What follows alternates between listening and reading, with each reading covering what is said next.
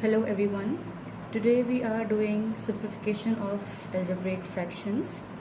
When it comes to simplification of fractions, you come across either of the four basic operations that are plus, minus, multiply and divide. Today we will focus on simple addition and subtraction of fractions in algebra. So let's begin. To begin with this topic, I have this example solved for you already. As you can see over here, it's a very simple fraction question where we are doing subtraction of fractions, and it involves two simple fractions only. And just to help you recall the steps that are involved in this simplification, the very first step that we do over here is we take the LCM, right? Because we need to make the denominators same. To do that, what do? You take the LCM, right? And the LCM for 3 and 4 is 12. So how do you make 3 12? By multiplying it by 4. So 3 4s is 12. Whatever number you multiply with the denominator, the same number goes in the numerator as well, to keep them both balanced. Same comes over here. 4 into what is 12? 4 into 3 is 12. Same multiplier will be going to the numerator as well. So once my denominator have become same, 12 with 12, we will multiply the numerators as well. See? And once the denominators have been same, you bring them on this line. Okay, I have named this line only for the convenience of my students. I call it a merger line. Now, why have I named this line so? The reason why I call it a merger line is the purpose of this line is to merge these two fractions together. So just to help students remember this very important step, I name it the merger line because it merges the two fractions together into one single fraction. So that is why I call it merger line. Right, so once you have copied the numerators down the merger line, you simplify it further and your answer will become 5 over 12. This is a very simple fraction subtraction question. Now what I'm going to do is, let's keep it here with us, right? I am simply going to convert this fraction into an algebraic fraction. How will I do that? It says 2 over 3. I will write 2 over 3 over here as well. But along with this 2 over 3, I am going to add an x over here as well. So now the simple 2 over 3 fraction has become an algebraic term, right? Next comes the minus sign. And then comes 1 over 4. I'm going to write an x as well over here. And since you all know that you never write 1 with your variable, so I'm going to erase this 1 from here. So this becomes x over 4 actually. So now we are going to simplify this simple fraction. Same steps are involved, same procedure, nothing is different. Here the first step was to find the LCM, and we make the denominator same. Same is going to happen over here as well. The LCM for 3 and 4 is 12, so we are multiplying 3 by 4, and same multiplier goes with the numerator as well. How do you make 4 12? By multiplying it by 3. Same multiplier into 3 will go in the numerator as well. Now once the denominators have been transformed into the LCM number, which is 12 over here, we rewrite this. 4 2s is 8x over 12 minus 3x is 3x over 12. See, my denominators have become same, so now we can bring them on the merger line in the next step. You see that? We are exactly following the same sequence of steps. Once the denominators have become same, we copy them down on merger line, so numerator comes down as 8x minus 3x. And simply in the next step, you're going to subtract them. 8 minus 3 is 5. These are like terms, so we can subtract them. Your answer becomes 5x over 12 is the answer for this simple algebraic fraction. That's how we'll do it. So I hope this was helpful and you were able to relate the simple fraction with algebraic fractions. So now we are ready to move on to a bit complex algebraic fractions questions. Let me remove this from here now. And now I will not erase this question. I'll let it be here for your reference only. And now I'm going to write down another question over here for you. So let's begin with 2a minus 3 over 5 minus 3a minus 4 over 10. We are going to learn how to simplify this algebraic fraction. The very first step that we do is to take the LCM. How do you find the LCM of these two numbers? Let's suppose if you still don't know, you're not sure how to do it, I'm going to solve it over here for you. My denominator numbers are 5 and 10, so you make a bar like this, right? And then you copy down your denominator's number, starting with the smaller number first, right? And then you look for the least prime number. Remember, in LCM you always use prime numbers. So my prime number over here right now is 2. So 2 will not divide 5 but will divide 10. So 2 5s is 10. The next prime number is going to be 5 because it divides both 5 and 5. So 5 1s are 5 and 5 1s are 5. My LCM becomes 2 into 5, which is 10. So the LCM for this question actually is 10. So we are to convert this 5 and 10 into 10. So how do you convert 5 into 10? When you multiply it by 2, it becomes 10. So 5 2s is 10. Same multiplier goes with the numerator as well. Okay. Since it is already 10, we don't transform it, but still we write over here into 1 and into 1 because 10 1s are 10, right? That's why we do that. We are writing multiplier only for the sake of our convenience, right? Now next step is going to be, what do we do next over here?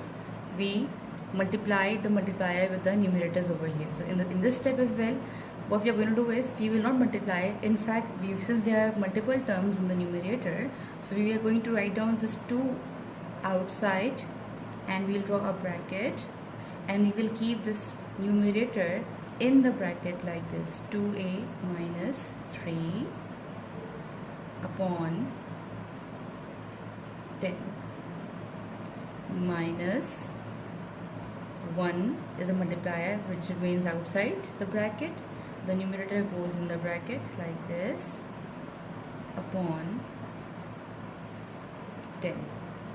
Since the denominators have now become same, they both are 10 and 10, now we are in the position to bring them on the merger line. So let's draw the merger line, keeping the LCM number, the 10 in the middle, and then now you're going to copy this down on your merger line. Remember, you will not open the bracket in this step. In fact, you're going to just copy them down as it is on the merger line. That is the only difference of this question from this question, because here we had single terms in the numerator and here we have multiple terms in the numerator. Otherwise there is no other change in the steps, right? Minus 1 3a minus 4. So I did nothing, I just copied the numerator simply on the merger line. Now in my next step I am going to now open the brackets.